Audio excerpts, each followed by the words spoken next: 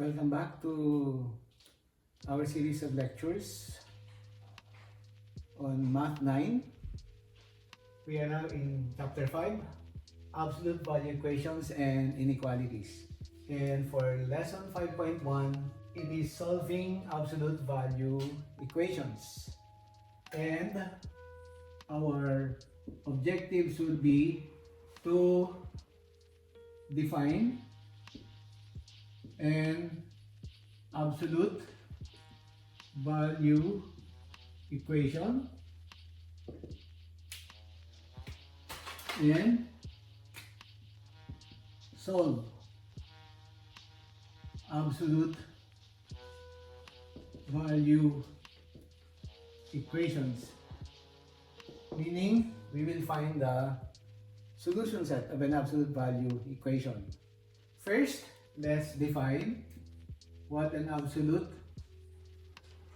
value equation is. An absolute value equation is an equation containing a variable enclosed in an absolute value sign, or an equation having a variable enclosed in an absolute value sign. This one, for example, ax plus b equals c, where a, b, c element real but a not equal to 0, is an absolute value equation in x. Equation in the variable x. A is not 0 here, so we have a variable here. And a, b, c are real numbers. Okay, so example here, I can have here absolute value of x equals 5 is an example of an absolute value equation. But x equals absolute value of 5 is not an absolute value equation. Okay? Because it's the constant that is enclosed in an absolute value sign.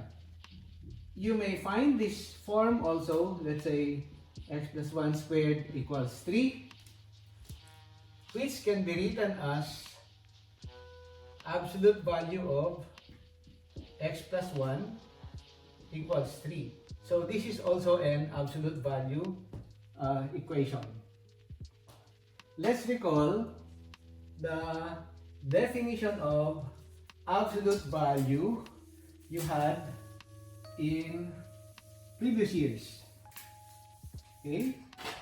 How did we define absolute value? Let's say absolute value of triangle. This expression means it will be itself provided this expression triangle is greater or equal to 0, and it becomes negative of itself if this expression is already a negative. Okay, what does this definition tell us? Let's have here absolute value of 5 equals itself, since 5 is a number greater than 0. Now, I have here absolute value of negative 5. The triangle here is now a negative 5. So, that will be negative of negative 5, or that is equal to 5. Now, are we saying that the absolute value of any real number is positive? Okay, it should be now, because the absolute value of 0 is itself. But it is safe to say, or it is correct to say, that the absolute value of any number is non-negative, to include 0 or positive numbers. Suppose we write this one without absolute value. Let's say square root of 2 minus square root of 3. We don't exactly know square root of 2. This is an irrational number, and this is also an irrational number. But we know that the difference of square root of 2 and square root of 3 here is a negative number. So this is a negative. This whole expression here gives me a negative. So its absolute value should be the negative of itself. So it will be negative of square root of 2 minus the square root of 3. Or this one gives me square root of 3 minus the square root of 2. This is trying to tell us that if you remove the absolute value sign and you have these two numbers, make sure that you write the bigger number as deemed by you to be your minuend, and this is your subtrahend, so that this one will be greater than 0. It's not going to be square root of 2 minus square root of 3. Okay? Now, very common example. If I have here 3.14 and minus pi. Okay. Which do you think is bigger? 3.14 or pi? Now, the absolute value of 3.14 minus pi will give me the bigger number minus the smaller number. So, pi is bigger than 3.14. So, that will be directly saying the absolute value of this is bigger minus smaller. Or, since we know that this is negative, its absolute value is the negative of itself. So, negative 3.14 minus pi will give you the same pi minus 3.14. Okay? That's how to deal with that definition. Make sure that you remember this one. If you remove the absolute value sign, then you will have two cases. Itself, if itself is greater or equal to 0, or negative of itself, if itself is less than 0. What happens if we have a variable? For example, here we get absolute value of 2 minus x. Okay? We do not know the value of this, whether it's positive or negative, but we know that either this one is greater than 0 or equal to 0 or less than 0. So, this will now serve as our triangle. So, if we remove this absolute value symbol here, we are going to take cases. Itself here, 2 minus x, if 2 minus x is greater or equal to 0. And negative of itself, if 2 minus x is less than 0. Okay? When will 2 minus x be greater or equal to 0? When, if you solve for this, you get here what?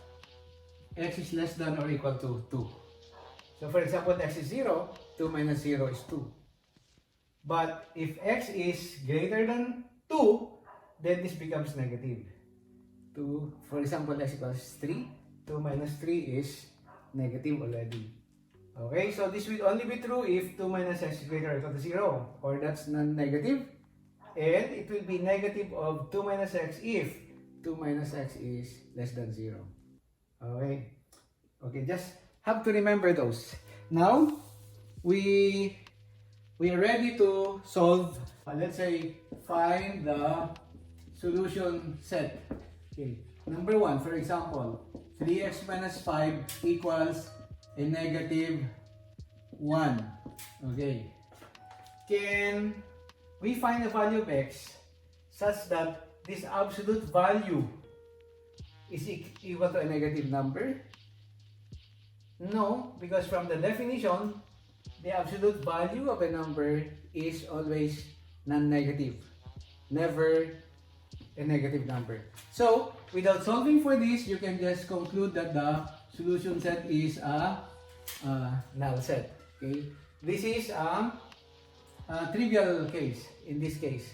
Now, for example, I have here 3x minus 5. Will there be a value of x that will make this equation true? Yes, an absolute value can be 0. Okay, what will make this 0? You solve for x here, you get 3x minus 5 equals 0, or x equals 5 over 3. So your solution set here is what? 5 over 3. That will make this one on the left hand side equal to 0. Okay, now, we will not be interested with these trivial cases. Suppose we have here,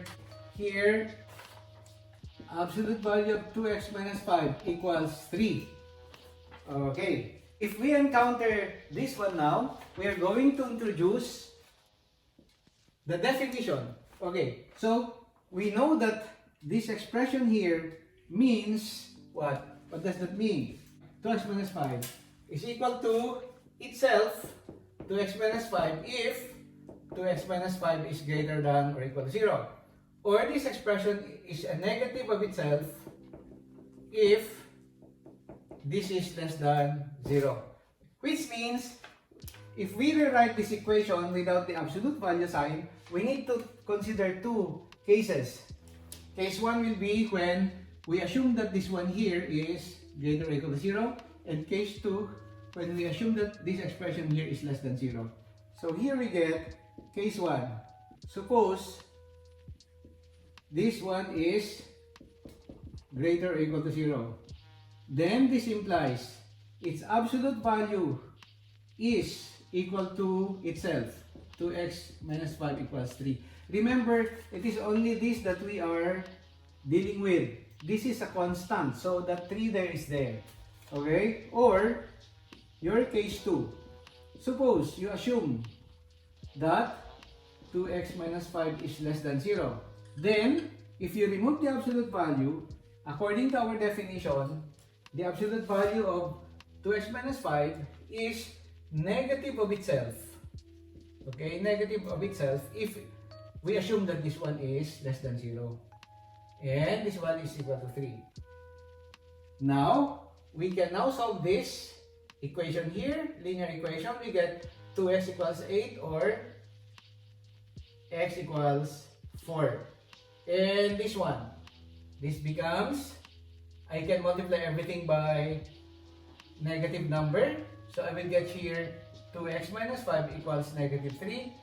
Or 2x equals 5 minus 3 is 2. Or x equals 1. So let's see if these two numbers satisfy our equation. When x is 1, 2 times 1 is 2. 2 minus 5 is negative 3. Absolute value of negative 3 is 3. So, 1 is a solution. What about 4? 2 times 4 is 8. Minus 5 is 3. Absolute value of 3 is 3. So, 1 and 4 will be your solution set. Okay? Now, this one we did it by using definition. Now, an easier way to solve that is using theorem. So here we have using definition of absolute value. Okay, what about if we use a theorem? This theorem is this. Absolute value of triangle equals k provided k is greater than 0 implies what? Triangle equals k or triangle equals negative k. Okay? So this theorem simplifies this definition. So let's solve the same problem. Absolute value of 2x minus 5 equals 3. Since 3 is positive, I can now rewrite this expression here on the left as this one equals k, which is 3, or 2x minus 5 equals negative k.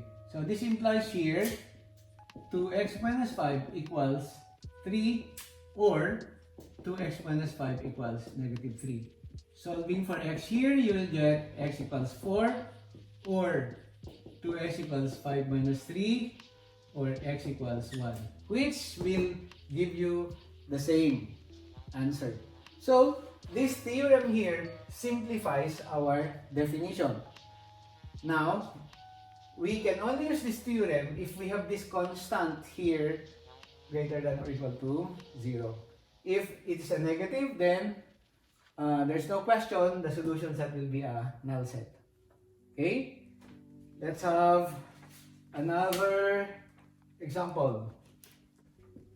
Here we get 2 minus 3x absolute value equals 4x plus 1, for example. Now, We cannot use the theorem here because this is an absolute value also, and this is an absolute value. We may use the definition, but it will be very complicated because we have to redefine this, and it will be 2 minus 3x if 2 minus 3x is greater than or equal to 0, or negative of 2 minus 3x if it is less than 0. And also we redefine this. What we do here is an alternative way of writing this. We are going to rewrite this as square root of 2 minus 3x squared. And same thing on the other side, 4x plus 1 squared. Now, I will not cancel this index and that exponent, this index and the exponent, because if I do that, I will be losing a root. Okay? So what I do is, both of these are non-negative. So if you square both of these, for example, if A equals B and B greater than or equal to 0, if you square this relationship is preserved. Equality is preserved.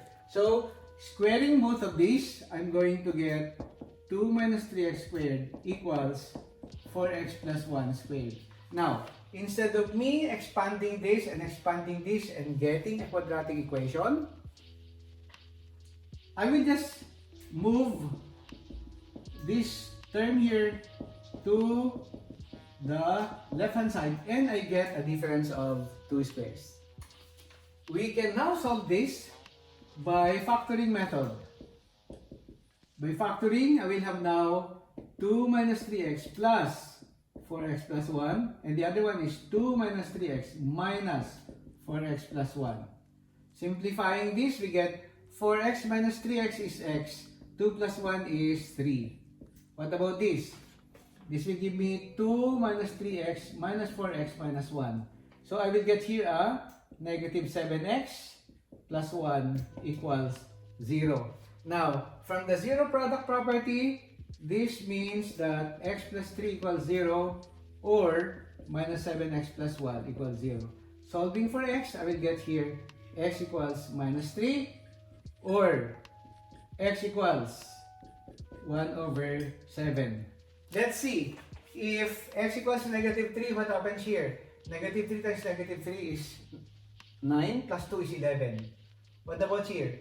4 times negative 3 is negative 12 plus 1 is negative 11. Absolute value is 11. So that this one satisfies. Now, what about this? 1 over 7. So I will get here, if x is 1 over 7, I will have here 3 times 1 over 7. And then this is 4 times 1 over 7 plus 1. Are they equal? So this is absolute value of 14 minus 3. Is this equal to? This one is 4 plus 7. Absolute value. 14 minus 3 is 11. Absolute value of 11 over 7 is 11 over 7. 4 plus 7 is 11 over 7. So, both of them satisfy. So, therefore, your solution consists of negative 3 and 1 over 7. Okay? Now, let's have another example. Suppose we have here y squared minus 3y equals negative 4y plus 6. Okay? We cannot transform this to square root of y squared minus 3y squared equals negative 4y plus 6. Although that can be, and then you square both sides, that will be inconvenient. Will it be inconvenient? I would rather use what? Definition to solve that. Okay? Let's see if we will use definition of absolute value here. So what am I saying? Suppose, case 1 here, I'll get what? Suppose y squared minus 3y greater or equal to 0. Then, this implies the absolute value of this expression is itself. So, this will be y squared minus 3y. This is not affected. Minus 4y plus 6. Okay. Or, case 2 here. Suppose y squared minus 3y is negative. Then, the absolute value of this will be the negative of itself. Okay, we are just following the definition. So I'm now rewriting this in this form, and then equals negative 4y plus 6. Now, I will be solving this inequality and that equation. Okay, for this inequality, I can have that in factored form.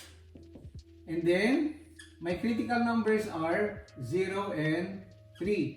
And you are solving a greater than or equal to inequality. So your solution is going that direction, going this direction. We will intersect this with the solution of this. So I'll get here y squared.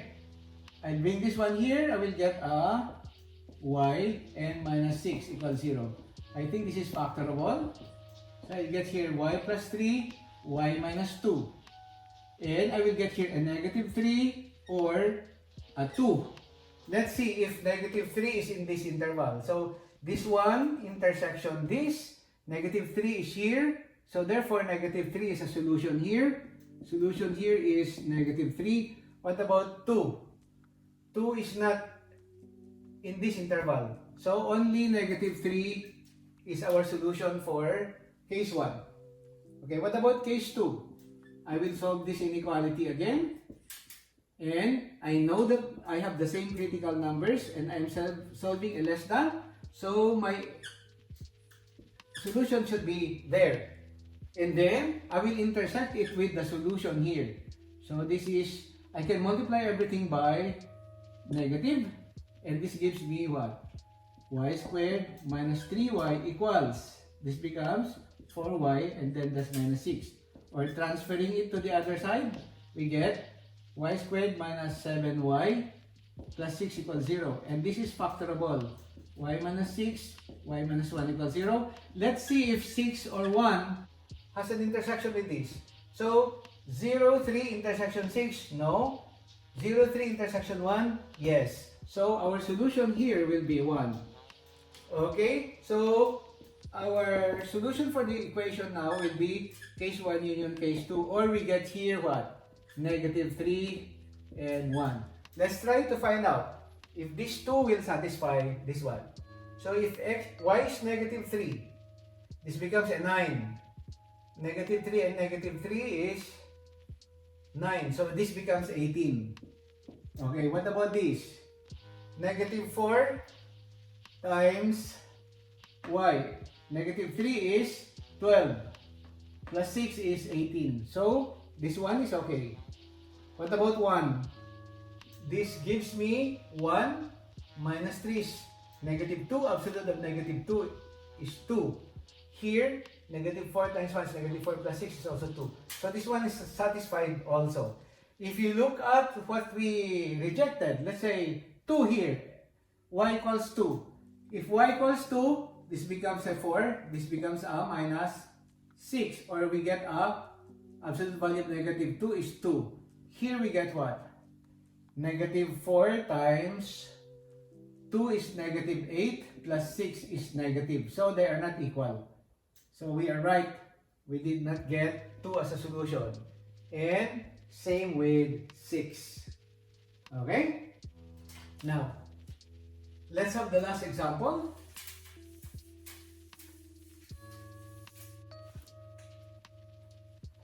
Absolute value of the absolute value equals 2, for example. Here we can get this our triangle. If this is our triangle, this one now looks like this one. And since this is positive, I can use my theorem. I can say triangle equals 2 or triangle equals negative 2. Okay. That's how we are looking at it. Therefore now, if I will remove this absolute value, I am now defining this as triangle and I will get what? X squared minus x equals 2 or x squared minus x equals negative 2. Okay, I'll just have to imagine that this is my triangle, and if I remove the absolute value symbol, I will get triangle equals 2 or so triangle equals 2 or triangle equals negative 2. Now, if you would notice, this one is already a null set. Why is that so? Because we're equating an absolute value to a negative number. So we are left with this. Okay, again, now I can have the inner one here as a triangle. So if I remove the absolute value, it will be triangle equals 2 or triangle equals negative 2. Not to confuse yourself, suppose this is a square. Square equals 2 or square equals negative 2. So I'll now have here as what? X squared minus x equals 2 or x squared minus x equals negative 2. And solving for x here, you got here x squared minus x minus 2 equals 0 or x squared minus x plus 2 equals 0. This is factorable. I have here x minus 2, x plus 1. And by the zero product theorem, I get 2 or negative 1. So I got a solution 2 or negative 1. What about this one here? X squared minus x plus 2 equals 0 gives me a discriminant which is a negative. So these roots are non-real. So I can just say, or non-real here, I may not proceed. Why is that? If you want to verify that, using the quadratic formula, this will be 1 plus or minus the square root of negative 1 squared minus 4 times 1 times 2 over 2 times 1. And I get here 1 minus 8 is negative 7. Square root of negative 7 is imaginary. So we are saying that 2 or negative 1 will be the solution. Suppose x equals 2. This will be 4. Minus 2 is 2. Absolute value of 2 is absolute value of 2 is 2. So tama. What about negative 1? If x is negative 1, this will become 1. Negative of negative 1 is 1. So 1 plus 1 is 2 also. So your solution set therefore will be 2 or negative 1. Okay? That ends the discussion on solving absolute value equations. See you in the next video.